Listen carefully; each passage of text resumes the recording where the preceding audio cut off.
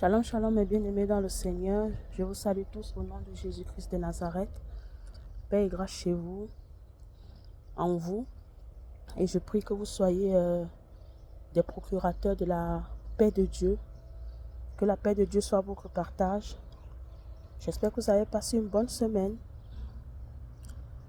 Et n'oubliez pas,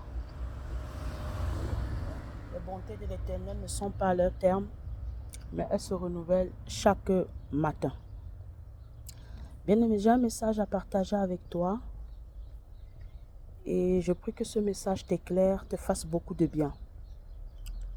Dans la parole de Dieu, plus précisément dans Romains 12:1, il nous est dit que nous devons nous offrir à Dieu comme un sacrifice vivant.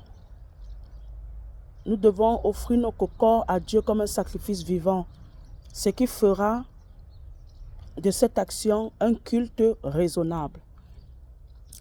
Donc, bien aimé, quand nous méditons sur cette parole, nous comprenons que nous offrir à Dieu comme sacrifice vivant, offrir nos corps à Dieu comme un sacrifice vivant, c'est un culte spirituel. C'est un autel. Nous faisons de nos vies, de nos corps, âme et esprit, un autel à Dieu, mais qui ne remplace pas l'autel de la croix, qui ne remplace pas Jésus-Christ qui est l'autel parfait, qui est le sacrifice parfait de l'œuvre de la croix, au travers de l'œuvre de la croix. Je vais dire ceci à quelqu'un. Dieu ne s'intéresse pas à ce que nous lui offrons ou à ce que nous lui donnons en qualité de service, de temps, de finances, etc. Dieu s'intéresse d'abord et premièrement à qui nous sommes. Lorsque je dis qui nous sommes, ça veut dire à notre évolution spirituelle, à notre évolution, à qui nous sommes, à notre état spirituel. C'est ce que Dieu s'intéresse. Dieu, dans sa parole, il nous dit, cherchez premièrement le royaume de Dieu et sa justice, et le reste vous sera donné par-dessus tout.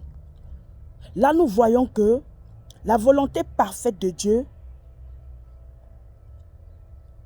l'intérêt de Dieu pour nous, c'est de se rassurer que nous sommes réellement ancrés en lui, que lui, il soit notre priorité, et que nous fassons de lui notre priorité. Vous savez, bien aimés, beaucoup de chrétiens, lorsqu'ils viennent à Christ, ils ne se donnent pas à Christ corps, âme et esprit. Voilà pourquoi le Saint-Esprit va dire, ne savez-vous pas que votre corps est le temple du Saint-Esprit? Notre corps est un autel, mais l'autel de Dieu, l'autel du Saint-Esprit, voilà pourquoi nous ne pouvons pas faire n'importe quoi. Regardons dans le monde spirituel, le monde occulte. Lorsque le diable veut passer par un de ses enfants, un de ses infiltrés, un de ses adeptes, qu'est-ce qu'il va faire? Il va utiliser le corps de cette personne. Ce corps va devenir un corps sacrificiel. Donc ça veut dire que toute personne qui aura atteinte à ce corps par les rapports sexuels, même par rapport aux finances, cette personne-là sera impactée négativement parce que cette personne-là est un sacrifice, un autel pour le diable. Mais nous sommes l'autel de Jésus. Nous sommes l'autel du Saint-Esprit. Voilà pourquoi le Saint-Esprit dit, nous sommes le temple, nous sommes son temple. Voilà pourquoi nous ne pouvons pas nous permettre de faire ce que nous voulons, parce que nous sommes le temple du Saint-Esprit. Voilà pourquoi on dit que celui qui est de Dieu s'affectionne aux choses d'en haut. Celui qui est de Dieu pratique les œuvres de l'Esprit.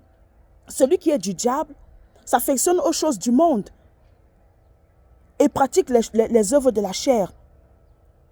Bien aimé, je vais dire ceci aussi. Beaucoup de chrétiens donnent de leur temps pour le service, se mettent à fond pour le service, mais n'ont pas donné leur cœur à Jésus. N'ont pas donné leur corps, âme et esprit à Jésus comme sacrifice vivant. Voilà pourquoi vous voyez des chrétiens, ils sont à fond dans le service, mais sont tout le temps en train de tomber dans le péché.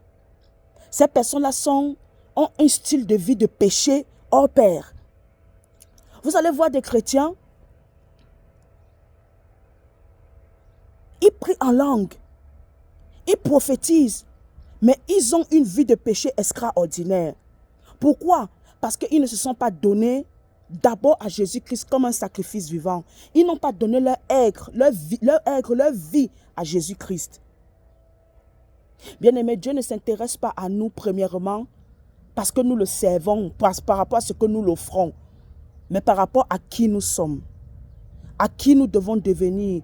Il veut que nous devons tous parvenir à la statue de Christ. Nous devons tous parvenir à ce qu'il a destiné que nous soyons. Bien-aimé, j'aimerais que par ce message, tu puisses te remettre en question, t'auto-examiner toi-même. Est-ce que tu fais ce que Dieu attend de toi? Est-ce que tu es la personne que Dieu veut que tu sois? Ou bien est-ce que tu sais qui Dieu veut que tu sois? Parce qu'il y a des chrétiens qui ne savent pas. Ils sont juste chrétiens par mode. Ils sont juste que leur vie chrétienne, c'est juste du jour au jour. Mais on ne peut pas vivre notre vie chrétienne du jour au jour. On a une vision. On a une espérance. Une glorieuse espérance. On a un avenir. Voilà pourquoi la parole de Dieu nous dit, il nous bénit de ce verset biblique là dans Jérémie 29, 11. Il dit ceci, il connaît les projets qu'il a pour nous, projets de paix et non de malheur, afin de nous donner un avenir et de l'espérance. Mais cette espérance, c'est en qui? C'est en Jésus-Christ, en lui offrant notre corps, âme et esprit. Alors je prie pour toi ce matin.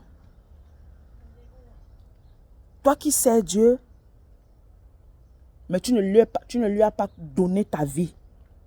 Tu ne lui as pas donné ton corps. Il y a beaucoup de chrétiens comme ça. Il y a même ceux-là, ils ne sont même pas devenus chrétiens. Ils n'ont même pas fait de Jésus-Christ leur Seigneur et Sauveur. Mais ils veulent commencer à servir, commencer à manifester les dons spirituels, les miracles, les prophéties. Ce n'est pas possible. Venir à Christ, ce n'est pas seulement faire la simple prière, je te reçois comme Seigneur et Sauveur. Non, c'est aussi porter les marques de Christ en nous. C'est aussi accepter de porter les marques de Christ en nous. Tu ne peux pas devenir chrétien si tu ne t'es pas donné à Christ. Christ aujourd'hui, il est le chef de l'église. Il est notre époux parce qu'il s'est donné pour nous. Nous aussi, en retour, nous devons faire pareil.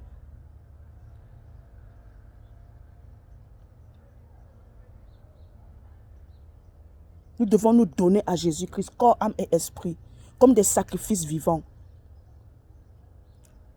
Je prie que ce message tombe sur une bonne terre et que lorsque tu vas l'écouter, tu puisses te remettre en question. S'il faut te repentir, repens-toi. S'il y a des choses que tu dois abandonner, il faut abandonner.